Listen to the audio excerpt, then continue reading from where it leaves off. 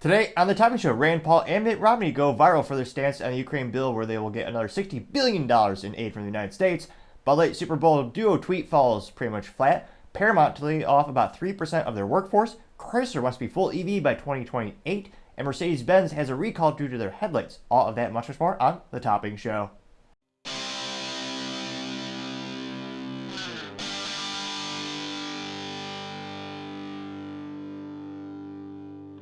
Thank you everyone for taking the time to tune in today. Today's episode of Topping Show is proudly sponsored by Topping Technologies. Topping Technologies is an IT value-added reseller and services company with a special proficiency in IT security. Heck, I see their founder at least twice a day. Gotta say he's quite handsome and brilliant. He's me, you see, that's the joke. If you're an IT leader or a business owner, you can reach the team at sales@toppingtechnologies.com. Also, trying to get to 4,000 subscribers by the end of February. So if you can click that button, share, like, and subscribe, I would greatly appreciate it. Now, going over to the business part podcast, you have Paramount laying off about 3% of their workforce. Now, granted, when it comes to actual numbers, when you break it down, it looks like it's going to be meaning that they're going to lay off approximately 800 of their employees. Now, this according to a report by CNBC, citing anonymous sources. The announcement by their CEO, Bob Bakish, comes after the network notched record TV viewership during the Super Bowl. Now, they said, though, with the cuts, they were warned about that a month earlier in order to hit their strategic goals. Others include potential mergers or acquisition deals with Warner Brothers, Discovery, Byron Allen, and Skydance Media. And, of course, they are yet another one of those companies that's going all in when it comes to the streaming wars. Because, of course, they have Paramount Plus, which I forget which was the first streaming company to actually do the Plus nomenclature. But now it seems like, unless your name is Netflix, pretty much everyone else is the Plus. You've got Disney Plus, you've got Paramount Plus, you got DW Plus, which is the Daily Wire Plus, which is perhaps the most successful conservative media company headquartered out of Nashville, Tennessee. But yeah, I guess you also have Peacock, but I was going to say they only have about 18 people who subscribe because I'm pretty sure the only thing they have in terms of intellectual property over there is probably The Office. And maybe Suits. That is a good show. Any show that has men in suits, as men should always be, that's a good show. I assume it's about fashion. There's a rumor it has to do with law and lawyers. I'll have to check it out more thoroughly sometime. But it'll be interesting to see. I mean, media is one of the most cutthroat industries. Usually the profits, well, especially lately, ad revenue is down. There's so much competition. It'll be interesting to see. I can't help but think it's going to be a rough year with unprecedented economical and political uncertainty when it comes to media. And they also, again, growing competition, less people tuning in. I think it's going to be a rough, bleak year for the industry in general when it comes to media in 2024. But, as I always say, time shall tell. Other interesting business news, you have Chrysler wants to be 100% EV by 2028 for reasons. Now, Chrysler used to be a great, phenomenal company making some of the most exciting, innovative products on the planet. Back in the day, they also bought out the Dodge brothers, so Dodge falls under the corporate umbrella. They also bought out Jeep, so Jeep falls over the umbrella. And, I mean, truth be told, probably one of the best vehicles ever made was the Dodge Viper, which came only with a stick shift and a V10. As I would debate, and I would argue, all vehicles should be by default. And truth be told, the last Viper was really great marketing. It was hand-built in Detroit. But, unfortunately, due to a myriad of reasons, including, I would argue, the unions and exponentially high cost and low performance, they went bankrupt in 2009. So Chrysler was actually bought out by Fiat at the time, and it was renamed Fiat Chrysler America or something to that effect. And about a year and a half ago, they rebranded yet again. So now the big parent company that owns all of those, including Chrysler and 15 other brands, now they're called Stellantis, which, I guess it kind of sounds interesting. Now, Chrysler, that individual brand, that's been underperforming to say the least. Back in my day, when I was a youth, one of those popular vehicles on the planet was the good old Dodge Caravan, which, again, they had a carbon copy, I think it was the Chrysler Pacifica, something to that effect, where it was the same assembly line, same exact vehicle, but they slapped on different logos and a couple of different accoutrements. But I'm not sure if they technically invented the minivan, but in many ways they perfected it. Until Honda came around and made one that was bulletproof reliable. Then, of course, sales weren't as great after that, I suspect.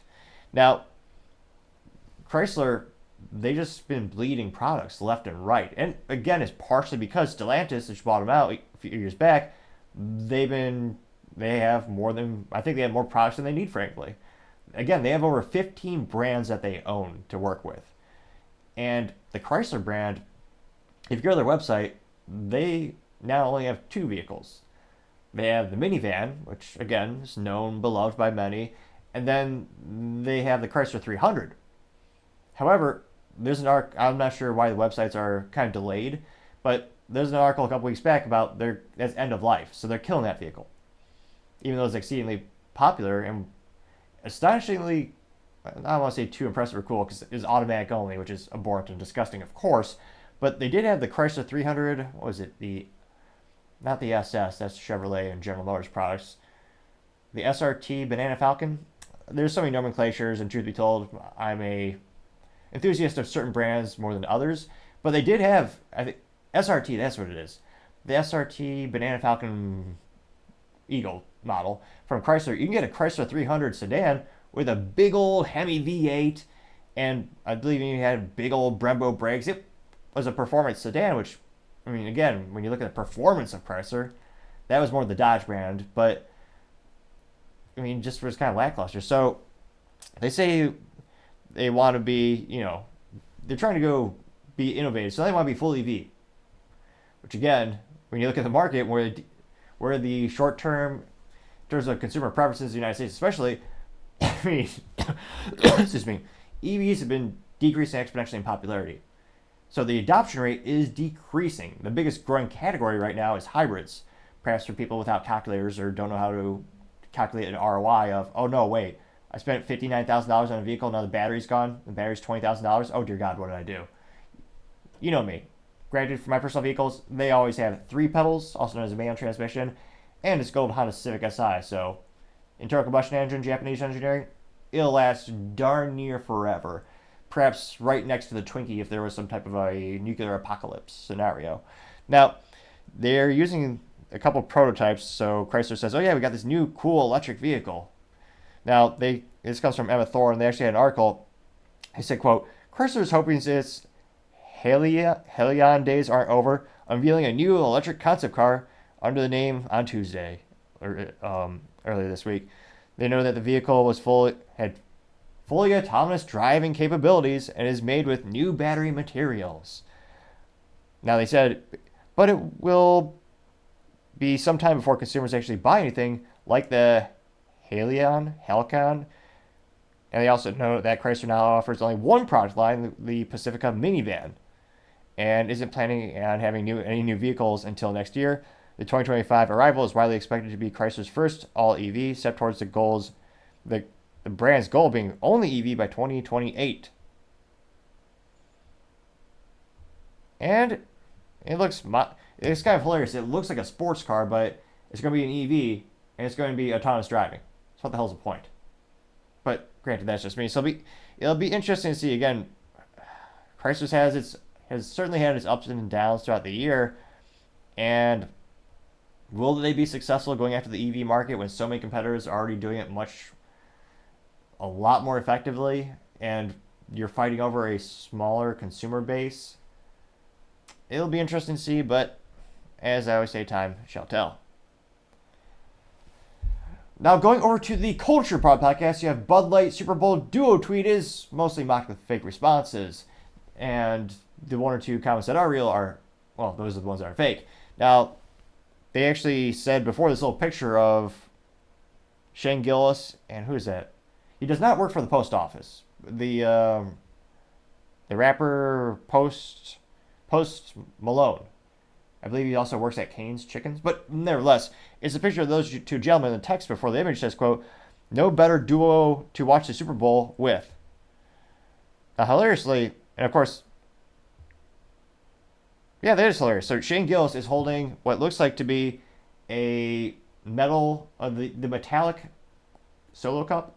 I believe it's actually manufactured by Ball, which used to make the old mason jars back in the day. Now they make aluminum products since they pivoted to the new growing category in terms of merchandise and food containers. So instead of the one time I would expect Shane to have a Bud Light can in his hand, And again, he's now their new spokesman, so they're paying him officially. He's been a fan of the brand for years. The one time I would expect him to have a Bud Light product in his hand, I mean, this is from Bud Light's profile on X Twitter. I expect the label to be like, I expected him to be holding the can in such an awkward way, whereas you're almost like a Lego hand grip, so that you could predominantly see that logo and not a single finger is covering it up. And yet, he's wearing like a Nike windbreaker jacket, and then he's holding what looks like to be that just metallic cup that looks like a Solo cup, but it's actually metal. And then you have Post Malone. It looks like he has a Cowboys jacket on, which is a sight for sore eyes, some might say, just because, or a goose out of water, or a, what is it, fish out of water, some might say, would be probably the accurate expression, because the last time the Cowboys won a Super Bowl, well, that was when people were using a floppy disk. With one of my favorite memes in IT, where you see consistently someone will have a floppy disk on the desk and it'll be labeled, Cowboy Super Bowl pictures, which kind of shows. If you're a little bit younger, a floppy disk used to be a piece of physical media you would save data to. And if you go to your Word, I might age myself. I know Mac is increasing in popularity. If you use Microsoft Word or Microsoft Excel, if you go to the top left corner and you see a little save button, that's the origin of the save button. It's the floppy disk. So a little bit of fun history built into this little segment as well, the show. And yeah, it looks like, so they're not, yeah, I'm actually surprised Shane doesn't have like a Bud Light jacket or a coat. And in terms of popularity, of course, they did hide some in the comments. We'll read those, of course. This, within 24 hours, this got only 16.9 thousand views earlier this week, which is, yeah, for a multi-billion-dollar brand, basically nothing. Now, in terms of the like ratio, they only got 340 likes, which, no, for the record, is more than usual. And it doesn't look like this is one where they're trying to buy your love, like a bad stepmom or stepdad.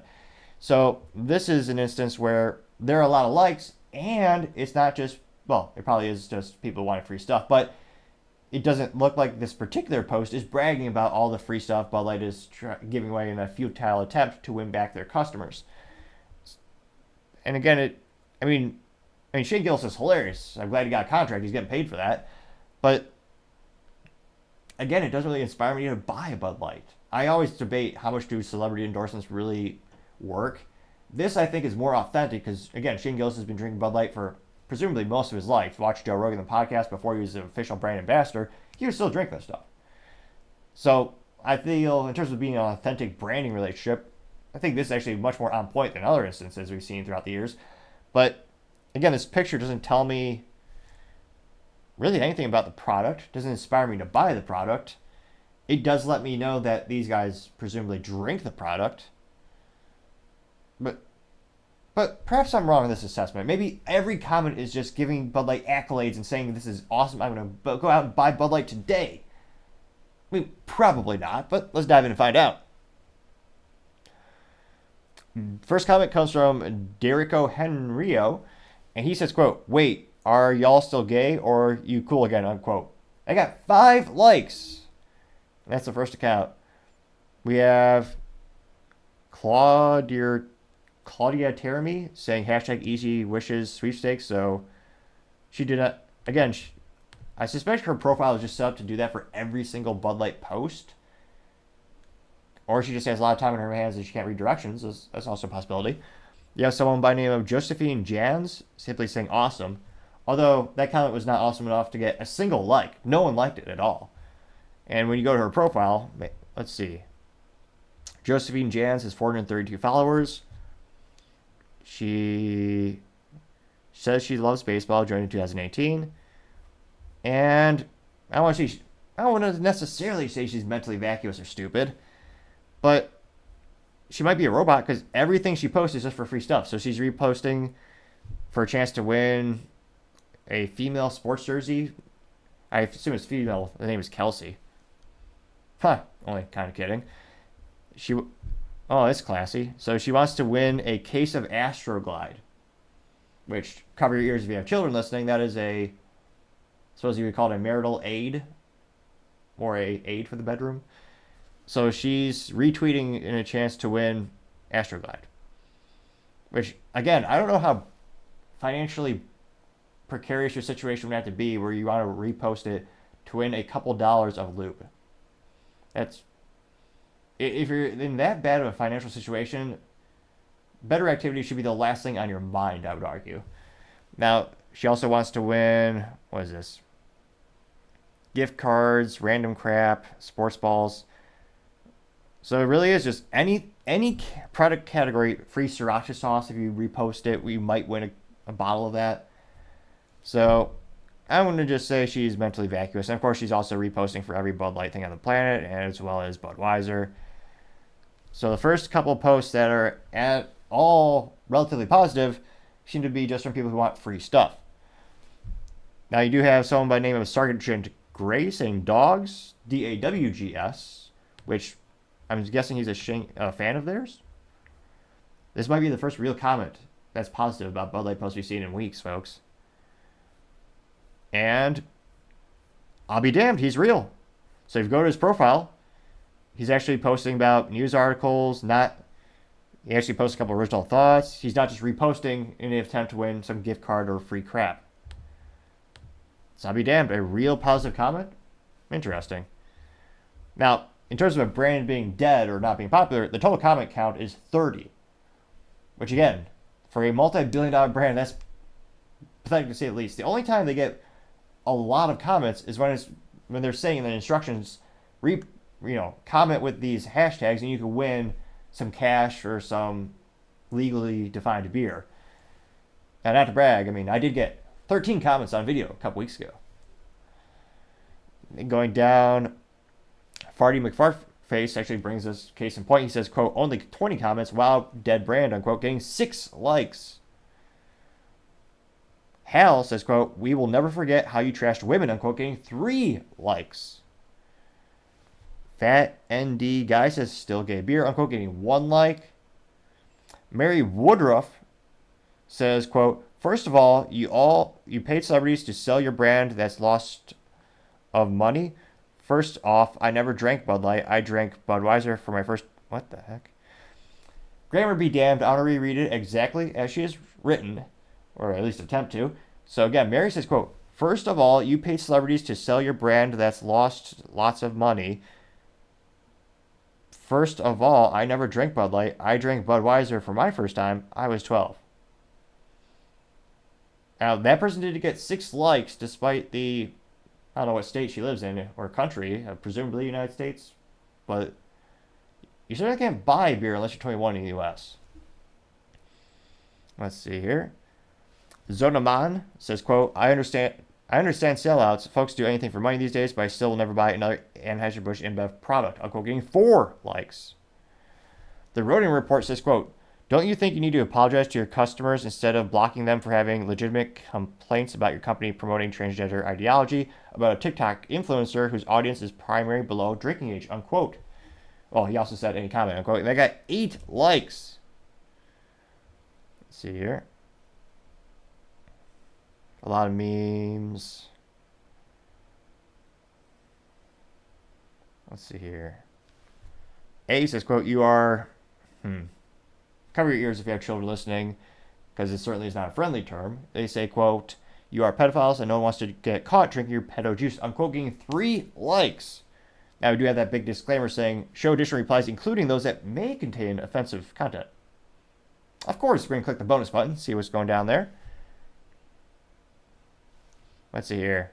Reality says, quote, duo more likely. And it is a picture of, I forget the government officials, but I don't know if this person was, they identified as trans, but it was the biological man who was bald who stole luggage from airports and had the nuclear launch codes. I think it was like the director, Department of Energy, or some not important title. Then you have one of the other General not General, what is it the General? Is the older white gentleman who transitioned and got really popular. So that picture did get 1 like, though. Stop Woke replied with a Bud Light can meme. I got 1 like. And then if we go to the very, very tippy top of the post, they have that little hidden button. So these are the things Bud Light really doesn't want us to talk about. So of course, we're going to click that button. Interestingly enough, only 1 comment was relegated to that part of the post. So this comes to us thanks to, again, Mr. Stop Woke, and he posted a meme of the Bud Light can that has been photoshopped to say bundle of sticks light, and the text next to it says cut off your private part. And in terms of the comedy, in terms of I don't know, the part that I kind of appreciate from a comedic perspective, it's the little details that sometimes matter. So traditionally, it would always say in little small font, drink responsibly. And in this case, it says, please cut off your private part responsibly. And I did get 2 likes before Bud Light hid it, so the world cannot see. So again, Bud Light, they tried again with a tweet. It didn't do so well. And again, they continue to block people left and right. So it actually says something that there are still so many negative comments in spite of Bud Light blocking people, including myself. When I didn't even say anything too pejorative, I simply replied saying, thank you for giving me a reminder to purchase Yuengling products. And I had a picture of a Yuengling case of bottles and case of cans on my interview podcast table. I didn't say anything negative about the brand. I didn't bring up the controversial topic. All I said was, thanks for reminding me to buy your competition. And yet, that was enough for Bud Light to block me in 2023.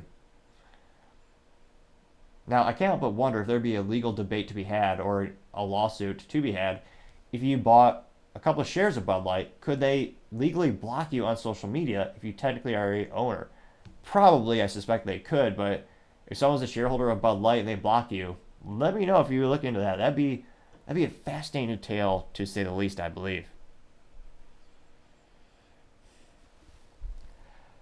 Now, going over to the political part podcast, you have Mitt Romney on the Ukraine bill, and he subsequently gets roasted and goes viral, to say the least. Now, Mitt Romney, this might show my age, he actually ran for president when I was in college back in the day. And believe it or not, he actually got a couple of people to vote for him.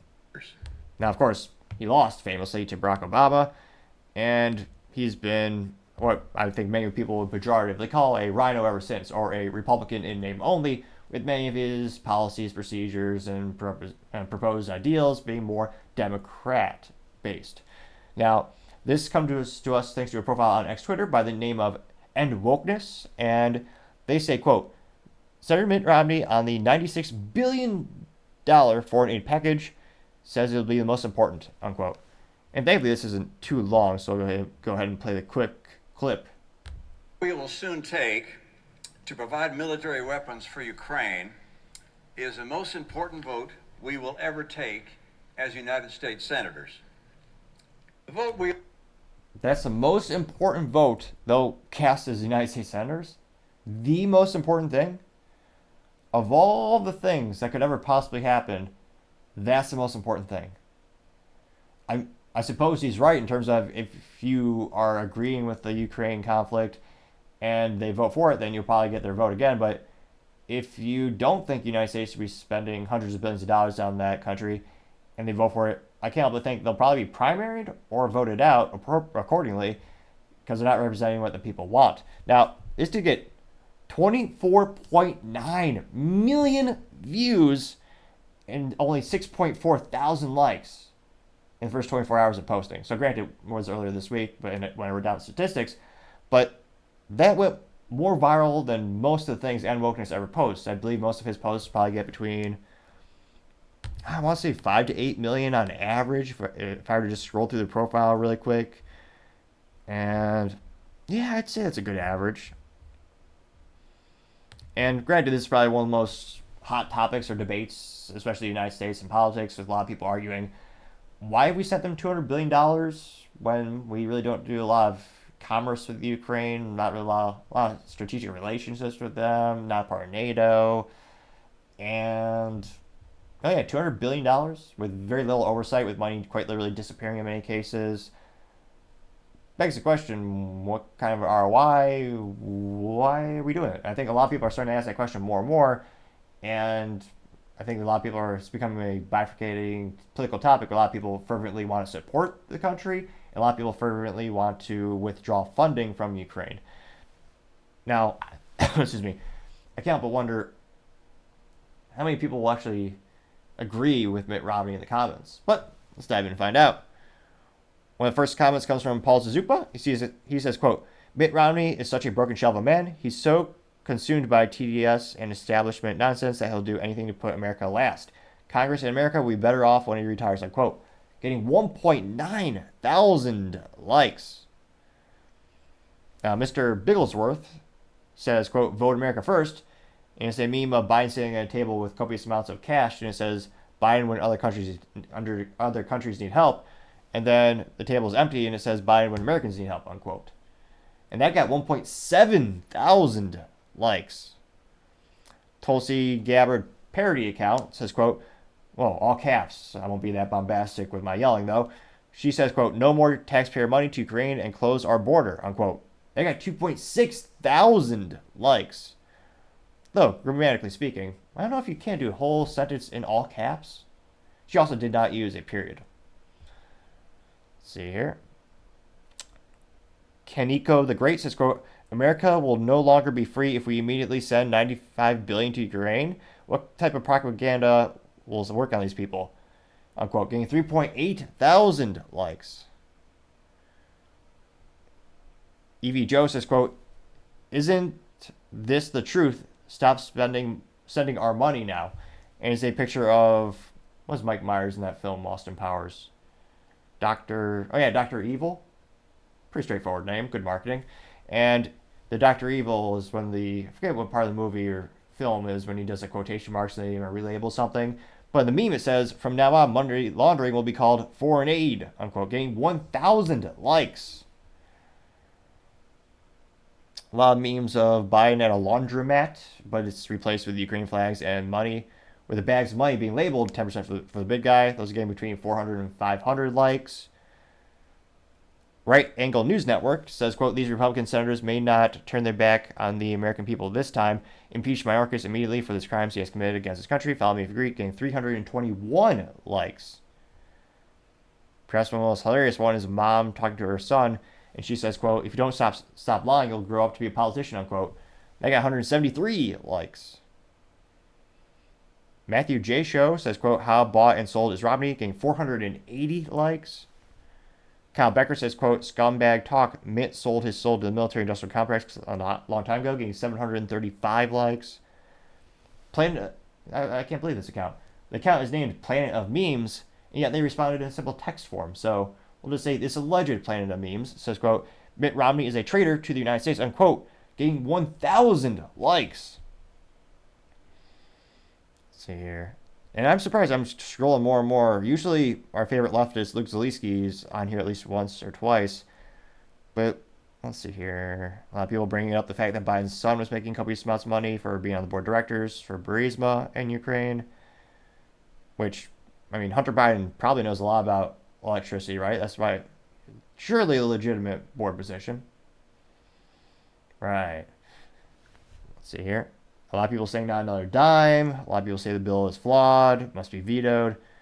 So interestingly, let's see here.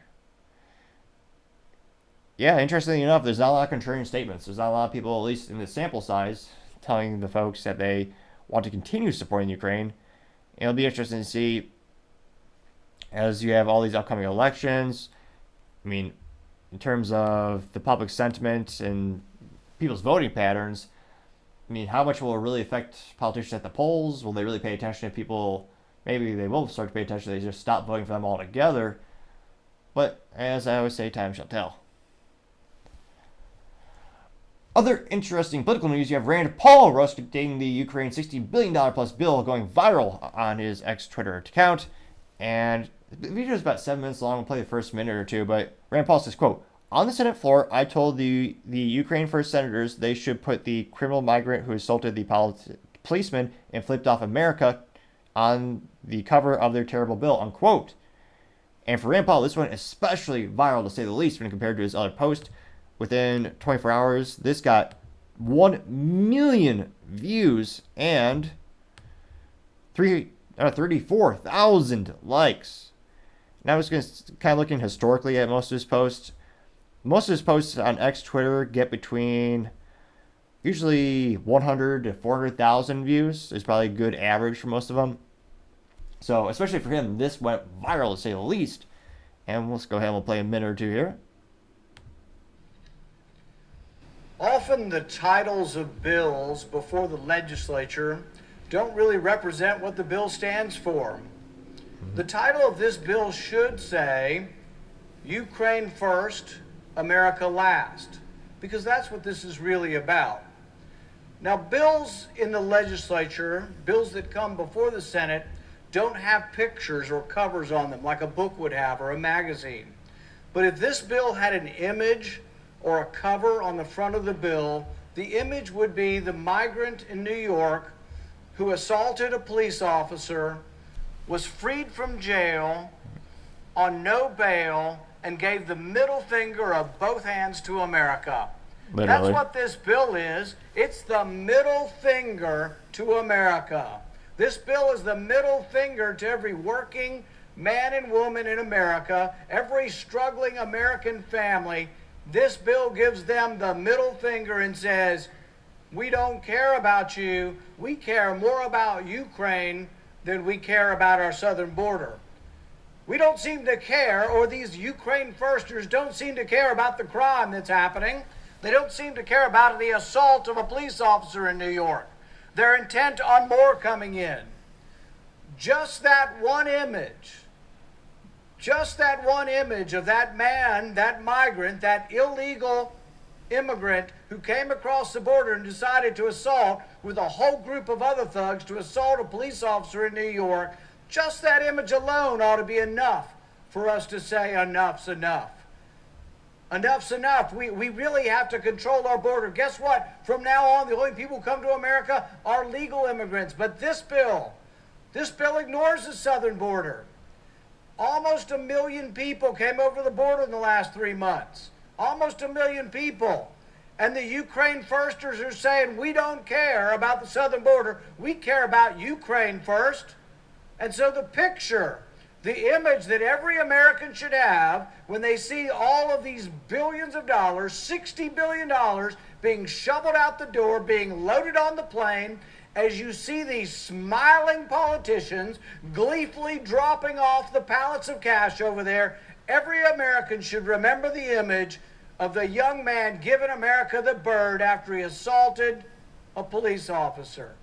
That's the image of this bill. That's the image of the Ukraine firsters, and nobody should forget about it. When we look at the problems that we face, we need to be fully aware that there is no pot of money. There is no surplus funds. There is no money to give to Ukraine. We don't have enough money to pay our bills. We do not have enough money to pay for we budget every year. In fact, the entire budget that Congress votes on is borrowed. Let me make that very clear. The entire budget, not a little bit of it, not half of it, the entire budget is borrowed. Now, the issue is, DC doesn't care. So, we care because most people, I assume, who tune into the show are fiscally responsible. We work hard, we pay our bills on time. That's quite the antithesis of our politicians, who not only do they not pay bills on time, but more often than not, they're just swiping the credit card, they're just having China pay for things. And racking up the national debt to over, what was it up to? I think it just passed, or is about to pass, was it $44 trillion? Let's go to US debt calculator. Which is a depressing thing to check out, since it just exponentially goes up and never goes down. Oh, okay. Oh yeah, I don't know why I thought 44. Maybe I was looking at the future. It's actually 34 still. $34 trillion that Democrats and Republicans have managed to get us into debt. And it's a quite depressing infographic, usdebtclock.org. And it shows you, how much the debt per citizen is, and it quite literally is going up every single second. And it'll be interesting to see if there's ever a modicum of, intelligence or fiscal responsibility in politics. Rand Paul seems to be, I obviously have a preference for him. I think he has some exceptional policies and track record. It'll be interesting to see if any of the politicians ever really, do they wake up and start to care about it? Because the bill will come due. We might even have to just sell off Hawaii or something like that. But it's not good for our country, especially national security. And I can't help but think if more people realize, the U.S. does not have money. We have massive debt. We have less money every single day. and we just borrow more and more, making the situation worse and worse and worse. So, well, maybe perhaps I'm alone with this assessment. Maybe everyone in the comments is going to ratio Rand Paul and lambast him for critiquing this bill. I mean, probably not, but let's dive in the comments and find out. One of the first comments comes from Elon Musk, and he simply says 100%, and he got 4.4 thousand likes. See here. Someone by the name of The Rabbit Hole. Now, this person says, there's your image, Rand. Keep up the good fight. And here's a picture of that illegal alien flipping off the cameras when, again, he did break into the country, assault a police officer, and then was let out without bail. Interesting. They got 455 likes. Killuminati AI says, quote, they should put this on their cover. And there's a picture of a man with a child on his lap. And the child's face has been replaced with Zelensky, who's the dictator, alleged president of Ukraine. And they said, the text is, ask Turbo, when TurboTask asks if you have any dependents. And again, he did cancel elections as well as jail his political opponents, as well as shut down churches. He said they might have an election if the U.S. pays for it. Might. Interesting. I got 271 likes. Let's see here. Nam Lee says, quote, thank you, Rand Paul. You're one of very few who represents and advocates for we the people, getting 275 likes. John Sword, he says, quote, tell anyone, Democrat or Republican, that this bill gets a yes vote, they'll be voted out, unquote. And he has a Photoshop picture of Joe Biden putting some type of presidential accommodation or reward over the neck of the gentleman who, again, broke into the United States, assaulted a police officer, was let out of jail scot-free, basically. And is flipping off. Dual flipping off. So that got 228 likes. Let's see here. D-Max says, quote, or actually has a meme of, is it Xi Jinping holding Biden an address? And Xi Jinping says, nothing can stop us now, darling. And Biden is saying, I love you, my little fortune cookie. And that got 77 likes for that. I believe the youth called it a meme, or a meme, as some might say. Let's see here. Jay says, quote, Rand Paul is one of only few fighting for the American people. We see and support you, getting 395 likes. Hey, here's some contrarian statements. You have Joey Bonanno says, quote, the bill will pass and America will defend democracy. Unquote, getting 14 likes. Though I don't think, again, shutting down churches, banishing certain religions, stopping elections, jailing political opponents, I don't really think that's democracy. Perhaps this person just doesn't know definitions or terms or logic. Let me see here.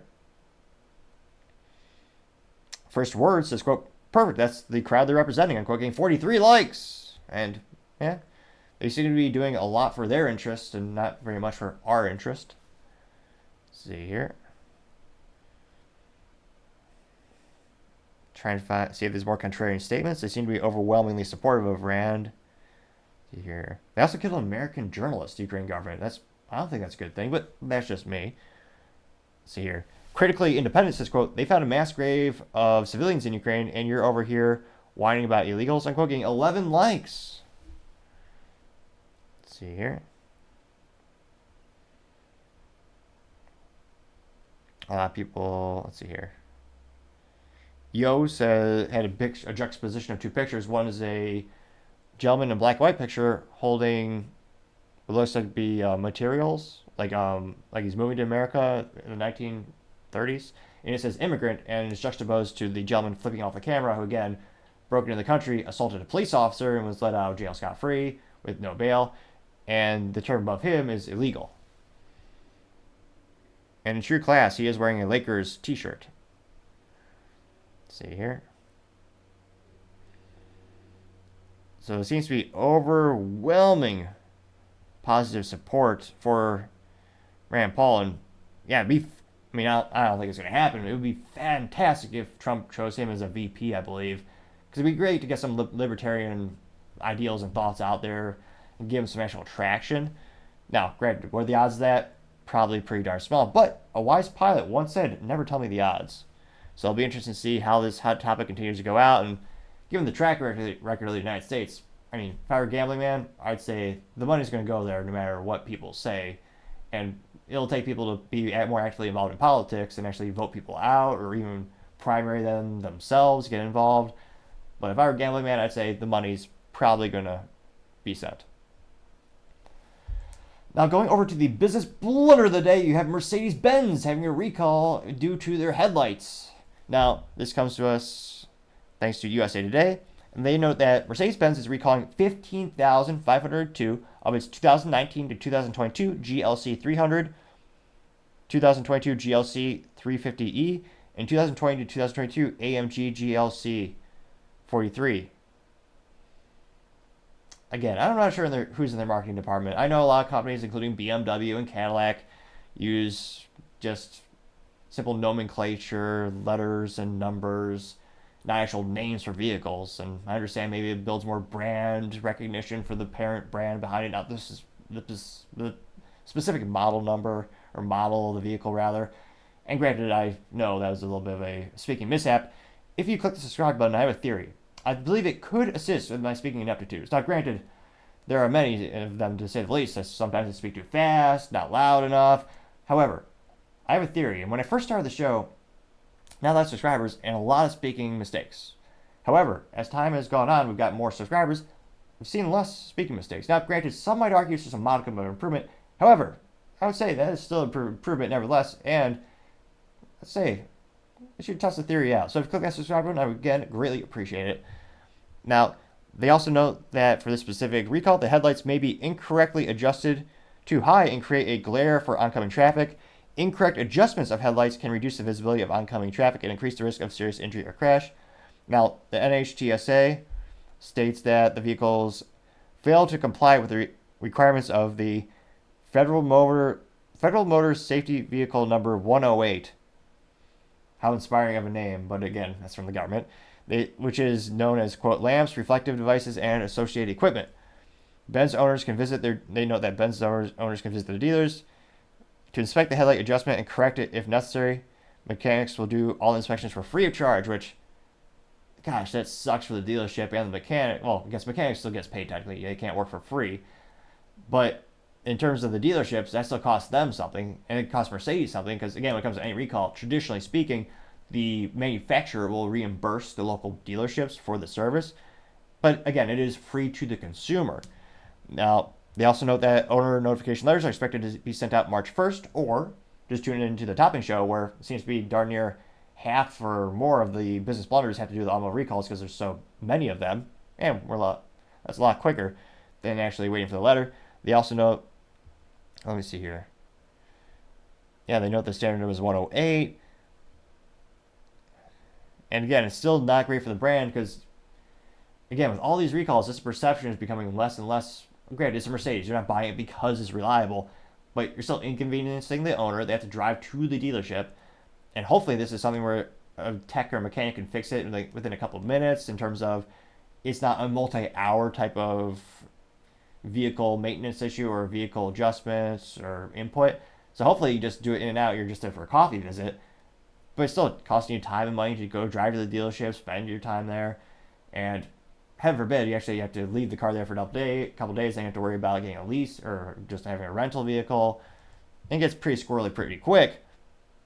So they also know that if you want to see if your specific vehicle is affected, you can call the MB USA customer service at 1-800-367-6372. So again, if you're a Mercedes owner, if you want to see your specific VIN number is affected, your specific vehicle is affected, you can call 1-800-367-6372.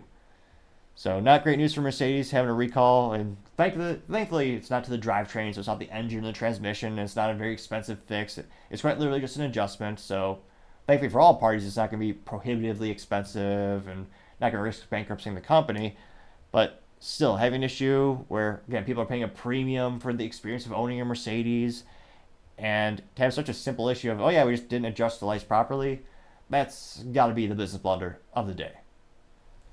Thank you, everyone, again, for taking the time to tune in, trying to get to 4,000 subscribers by the end of February. So if you click that like button and subscribe button, I greatly appreciate it. Also, sharing with your friends is a great way to help out the YouTube magical algorithm. Also, and lastly, don't forget to take the time to tell your family, tell your friends, tell your coworkers, heck, tell your enemies, tell anyone and everyone. Just stay safe and fight the good fight.